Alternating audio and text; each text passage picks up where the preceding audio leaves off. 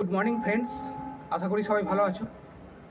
তো কয়েকজন কমেন্ট করেছিলে, দেখলাম যে আমি কিভাবে পড়াশোনা করতাম, সারাদিনের রুটিন কী ছিল। আজ আমি সেটা নিয়েই তোমাদের সাথে আলোচনা করছি। ঠিক আছে, অবশ্যই শেষ পর্যন্ত দেখে নিও। আর যারা আমার চ্যানেলে নতুন আছো অবশ্যই সাবস্ক্রাইব করে রাখবে।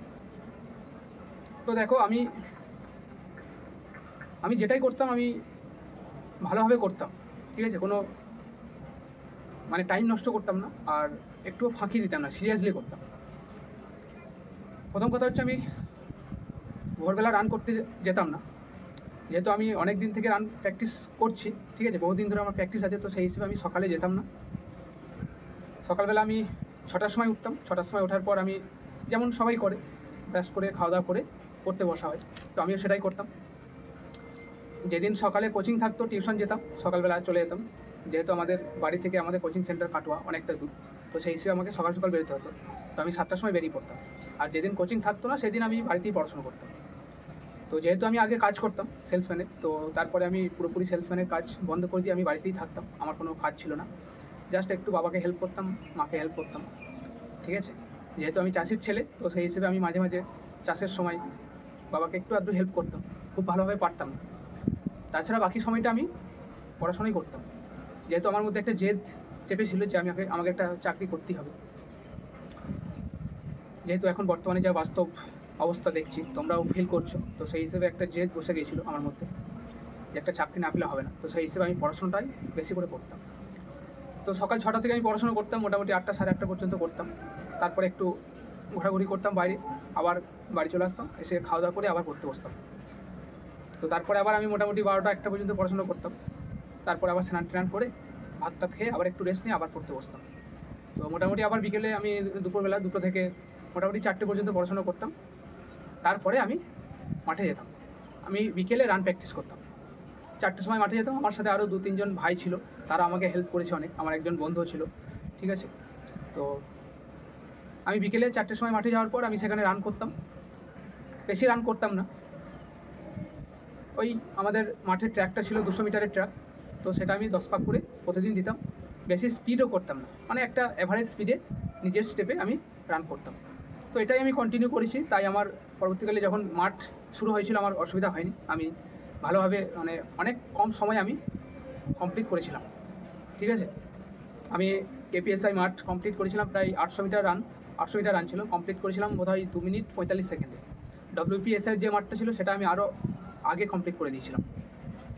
তো সেই হিসেবে আমার অসুবিধা হয়নি। তো তোমাদেরকেও বলবো যে তোমরা রানটা আগে থেকে অল্প অল্প করে প্র্যাকটিস রাখো। ঠিক আছে, তাহলে পরবর্তীকালে তোমাদের চাপ হবে না।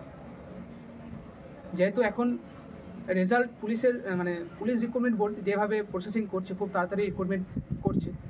তো রেজাল্ট পাবলিশড হয়ে যাওয়ার পর খুব বেশি হলে ম্যাক্সিমাম 15 দিন টাইম পাবে। সেই 15 দিনের মধ্যে আবার তোমাদের মাঠ শুরু হয়ে যাবে। তাই তোমাদেরকে বলবো প্র্যাকটিসটা রাখো। তো আমার রুটিন ছিল এটাই, সকাল 6টা থেকে 8টা পড়াশোনা করতাম, তারপর একটু ঘোরাঘুরি করতাম, তারপরে আবার মোটামুটি 10টার মধ্যে আবার আমি পড়তে বসে যেতাম। 10টা থেকে আবার 1টা পর্যন্ত পড়াশোনা করতাম। তারপরে আবার আমি স্নান টান করে ভাত টাত খেয়ে আবার 2টো থেকে পড়াশোনা করতাম। ঠিক আছে, তারপরে আবার 4টে থেকে মাঠে যেতাম, 6টা পর্যন্ত মাঠে থাকতাম, আবার বাড়ি এসে সঙ্গে সঙ্গে 6টা থেকে আবার পড়াশোনা করতাম। তো 6টা থেকে মিনিমাম প্রায় আমি 9টা পর্যন্ত পড়াশোনা করতাম। তারপরে আবার খাওয়া দাওয়া করে 10টা থেকে আবার একটু বসতাম। তো সেই 10টা থেকে যে পড়াশোনাটা, সেটা আমি ঠিক বুঝতে পারতাম না যে কতক্ষণ পড়তে হবে। তো 10টা থেকে আমার প্রায় কোনো দিন 12টা হতো, কোনো দিন 1টা হতো। পড়াশোনায় মন চেপে গেলে আমার অনেক কী বলবো, প্রায় 2টো বেজে যেত। তো এইভাবেই আমি পড়াশোনা করেছি। তো পড়াশোনা তোমাদেরকেও করতে হবে, যেহেতু চাকরি পরীক্ষার নির্দিষ্ট সিলেবাস নেই, তো পড়াশোনার শেষ নেই, কোথায় থেকে প্রশ্ন দেবে বোঝা যেত না। তাই তোমাদেরকেও বলবো তোমরা পড়াশোনা করো। ঠিক আছে, তোমরা যেহেতু চাকরির পরীক্ষা দিচ্ছ, তাই তোমরাও বুঝতে পারবে যে কীভাবে কোথা থেকে প্রশ্ন দিচ্ছে, সেইভাবে তোমরা পড়াশোনা করো। একটা টাইমে তোমরা নিজেরাই বুঝতে পারবে, রিয়ালাইজ করতে পারবে যে নিজে প্রস্তুত হয়ে গেছো। ঠিক আছে, মক টেস্ট দাও বেশি করে।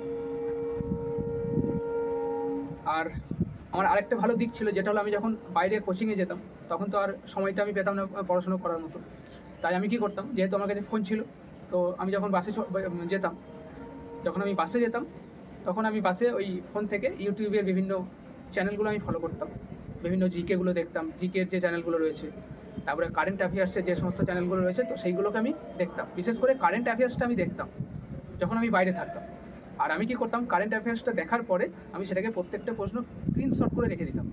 তারপরে বাড়িতে এসে আমি লিখতাম, ঠিক আছে, খাতায় নোট করে নিতাম। তো এই দিকটা আমার ভালো ছিল, এটা আমি করতাম। যখন বাড়ি থেকে যেতাম বাসে তখনও দেখতাম। তারপরে কোচিং হয়ে গেল, টিউশন পড়া হয়ে গেল, পড়ার পর যখন আবার বাড়ি ফিরে আসতাম তখনও বাসে আসার সময় আমি দেখতাম। যেটুকু আমি টাইম পেতাম বাইরে, সেটুকু এই টাইমটা এই কাজটা করতাম আমি। তোমরাও সেটা করতে পারো, ঠিক আছে বন্ধুরা। আর সেরকম আমি সেভাবে কিছু করিনি, আলাদা করে কিছু করিনি, এটাই আমি করতাম, তোমাদের সাথে শেয়ার করলাম।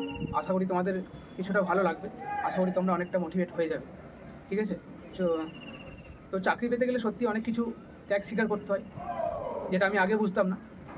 এখন বুঝতে পারছি যে আমি যা কিছু ত্যাগ করেছি সমস্তটাই আমার ভালোর জন্য করেছি।